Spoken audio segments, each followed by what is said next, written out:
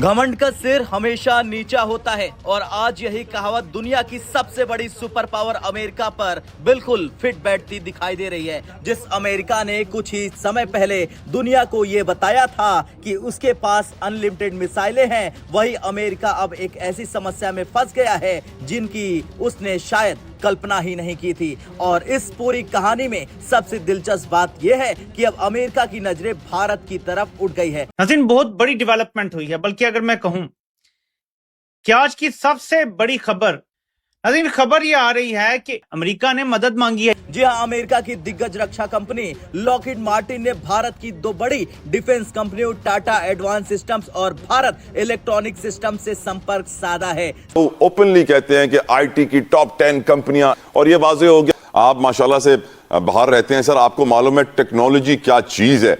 Technology अगर warfare में आ जाए तो क्या काम करती है, टेक्नोलॉजी कितनी इंपॉर्टेंट होती है किसी भी कंट्री की तरक्की के लिए। और दिलचस्प मोड़ आता है, अमेरिकी रक्षा कंपनी लॉकहीड मार्टिन इस समय उत्पादन संकट का सामना कर रही है। इंटरसेप्टर मिसाइलों का उत्पादन बढ़ाने के लिए उन्हें बड़ी मात्रा में एलॉयज और कंपोजिट मटेरियल की जरूरत है और यही वजह है कि उन्होंने भारत की कंपनियों से संपर्क साधा। भारत की टाटा एडवांस सिस्टम्स और भारत इलेक्ट्रॉनिक लिमिटेड को अमेरिका ने अपनी सप्लाई चेन मजबूत करने के लिए संपर्क साधा। दो जंगें कन्वर्ज होने जा रही हैं।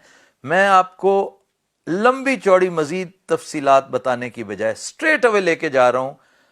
जो ब्रीफिंग दी है कल स्टेट डिपार्टमेंट ने, अमरीकी इस्टेब्लिशमेंट ने अपने सेनेटर्स को, अपने अहम लोगों को, आप सिर्फ 3 लोगों की बात सुन लें कि ये 3 लोग क्या कहते हैं, आपको सारी बात समझ आने लगेगी। वो ड्रोन लिए जाए जो इंटरसेप्टर ड्रोन्स हैं, यानी ड्रोन को रोकने के लिए ड्रोन भी जा सकता है ना, और ये बहुत सस्ता है। जो इंटरसेप्टर ड्रोन्स बनाए हुए हैं उनकी कीमत कितनी है पता है? उनकी कीमत है $5,000 तक, यानी $3,000 से $5,000 तक। ईरान का जो ड्रोन है वो $20,000 का है। उसको रोकने के लिए अगर $5,000 का ड्रोन लगता है तो ये तो घाटे का सौदा नहीं है। 1 2 3 ड्रोन भी लग जाए तो कोई मसला नहीं है।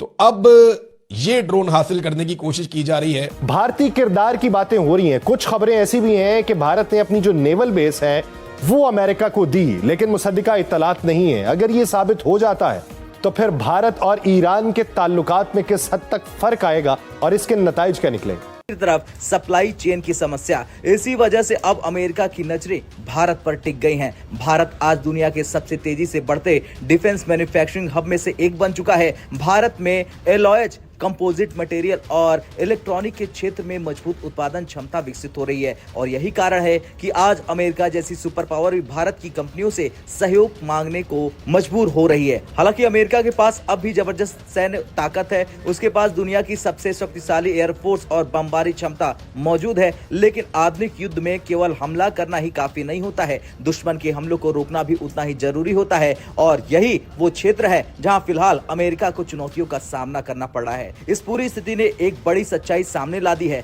कि आज के युद्ध में जीत केवल ताकत से नहीं बल्कि उत्पादन क्षमता और सप्लाई चेन से तय होती है और इसी वजह से अब दुनिया की सबसे बड़ी ताकत भी भारत की ओर भरी नजरों से देख रही है। दूसरी जानिब अब इस जंग की हिद्दत और शिद्दत पाकिस्तान तक भी आ पहुंची है और कतर अब पाकिस्तान को LNG फराहम नहीं करेगा। एक शदीद तरीन बहरान पाकिस्तान में सर उठाने जा रहा है पेट्रोलियम मसनूआत की कीमतों के हवाले से। साथ ही साथ पाकिस्तान में वर्क फ्रॉम होम और बच्चों के जो स्कूल्स और कॉलेजेस और यूनिवर्सिटीज़ हैं उनकी क्लासेस को जो हाइब्रिड मॉडल है, ऑनलाइन मॉडल है, उस पर कन्वर्ट करने की तरफ पाकिस्तान बढ़ने जा रहा है। लेकिन इस वक्त जो जंग है वो कम होने के बजाय, उसकी शिद्दत कम होने के बजाय मामला बहुत आगे निकल चुका है और जो अभी सहरी के वक्त की डेवलपमेंट्स हैं वो परेशान कुन है। सऊदी अरब का पाकिस्तान को मुफ्त पैसे देने पर पाबंदी, जो ऐसे ही इमदाद कर देते थे ना, वो शहबाज शरीफ ने कहा था ना कि मैं मतलब फकीर नहीं हूं, मांगने नहीं आया लेकिन मजबूरी है, याद कीजिए उनकी। अब सऊदी अरब ने फैसला किया है कि ऐसे ही पाकिस्तान को पैसे नहीं देने, बगैर शराइत के पैसे नहीं मिलने। पाकिस्तान पहले तरक्की करके दिखाएं, हम अवामी टैक्स का पैसा ऐसे मुफ्त में किसी को नहीं देंगे। ये सऊदी अरब ने चिट्टा जवाब दे दिया है। जी हाँ, वही सऊदी अरब जिनके साथ इन्होंने हाल ही में एक दिफाई मुआहदा किया था जिस पर बड़े इतराते फिरते थे और कहते थे कि पता नहीं क्या कर दिया। उन्होंने अब ये कहा कि हम आपको पैसे नहीं दे सकते बगैर किसी आपकी तरफ से कोई प्रोग्रेस दिखाने की कि आप इस काबिल हैं कि आपको दिए जाएं और आपने अपनी कमाई को बढ़ाया। लेकिन दूसरी पाकिस्तान और सऊदी अरेबिया का एक मुआहदा हुआ था, अगर आपको याद हो, मई की जो जंग हुई थी इंडिया के साथ, उसके फौरन बाद प्राइम मिनिस्टर साहब को सऊदी अरब ने दावत दी थी और वहां पे प्राइम मिनिस्टर साहब गए थे और फिर पाकिस्तान और सऊदी अरब के दरमियान एक दिफाई मुआहदा हुआ था और उस दिफाई मुआहदे पे पाकिस्तान ने ज़ाहिर बड़ी खुशियां मनाई थी और सऊदी अरेबिया के अंदर भी बड़ी खुशियां मनाई गई और उसको इस तरह इंटरप्रेट किया गया था कि पाकिस्तान ने क्योंकि इंडिया को शिकस्त दी है तो साबित हुआ है कि पाकिस्तान एक बड़ा मजबूत मुल्क है और सऊदी अरब और अरबों ने यह महसूस किया कि हमें पाकिस्तान की जरूरत है क्योंकि एटमी ताकत भी है और इस बुरी मैशत के अंदर भी वो इतना ताकतवर है कि उसने इंडिया को नॉक डाउन कर दिया। तो ये एक तासुर जो था उस वक्त सऊदी अरेबिया के अंदर भी था, पाकिस्तान के अंदर भी था और हम सब यही महसूस करते थे। लेकिन अब जब जंग हुई है ईरान की तो उसके बाद ऐसा महसूस होने लगा है कि वो जो मुआहदा हुआ था वो इसराइल के खिलाफ नहीं था, क्योंकि इसराइल ने तो सऊदी अरब के ऊपर हमला करना ही नहीं था, उसने तो अरब के किसी मुल्क के ऊपर हमला नहीं करना। उसकी बुनियादी वजह यह है कि इनके अब इसराइल के साथ ताल्लुकात बेहतर होते जा रहे हैं और इसराइल को 90% उम्मीद है कि सारे जो अरब मुल्क हैं वो इसके साथ इब्राहिम जो अकॉर्ड है उसका हिस्सा बन जाएंगे और जब अरब सरेंडर कर ही देंगे और इसराइल के साथ अपने ताल्लुकात ठीक कर लेंगे और इनमें से आधे से ज्यादा कर भी चुके हैं, जैसे कि कतर है, जैसे कि ओमान है, जैसे कि यूएई है। यूएई के अंदर बाकायदा अब एम्बेसी है इसकी जो इसराइल की, कतर के अंदर एम्बेसी है, ओमान के अंदर है और इनके बाकायदा राब्ते हैं, रोजाना की बुनियाद पर फ्लाइट्स उड़ती हैं, फ्लाइट्स आती हैं, फ्लाइट्स जाती हैं और इसके साथ साथ कुछ मुल्क बचे हैं जैसे कि सऊदी अरेबिया, और सऊदी अरेबिया बड़ा करीब पहुंच गया था और उसके बाद पाकिस्तान के ऊपर भी बड़ा प्रेशर था और ओमान मस्कत के अंदर पाकिस्तान के बाकायदा डायलॉग्स भी होते रहे और ये नमस्कार दोस्तों, जय हिंद। दोस्तों, अमेरिका जो अपनी शक्ति का पूरी दुनिया में दम भरता है, आज उसे भारत की याद आ गई और भारत के सामने घुटने टेक रहा है कि हमें भारत की ज़रूरत है। लेकिन भारत ने मदद करने से अभी इनकार कर दिया है, क्योंकि भारत पहले ही बता चुका है कि हम पहले खुद का सुरक्षा सुनिश्चित करेंगे, उसके बाद ही किसी देश के लिए अपना कुछ भी देने को तैयार होंगे।